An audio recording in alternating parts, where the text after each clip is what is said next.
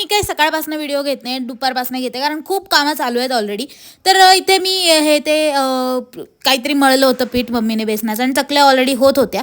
त्यात झेप्टोवरनं सामान मागायचं तर ते म्हणे एक गोष्ट एक्स्ट्रा मागवा. मग मी हे मागवलं आणि प्यायली पण. त्यानंतर मग हे काहीतरी बनवलं मी आणि तळून घेतलं बेसनाचं, फक्त बेसन आणि मग त्याच्या लाडूसाठी. आणि मग त्यानंतर मग डायरेक्ट संध्याकाळी मी रांगोळी काढायला बसले. 2 तास रांगोळी काय काढायचा हा विचार केल्यानंतर खूप सर्च केल्यानंतर इथे मला एक रांगोळी भेटली, पण ती ॲज युजल सगळेच काढतात, तो मी काढली. पण मला असं वाटत नाही जशी पाहिजे तशी उचक्यालाही लागतायत, जशी पाहिजे तशी निघाली. असं इथे मग मी चौमुखी दिवा जाळत होती, कारण असं म्हणतात जाळायचा असतो असं म्हणून. त्यानंतर धनतेरसची पूजा, आणि त्याआधी मी तर रेडी झाली, मग धनतेरसची पूजा.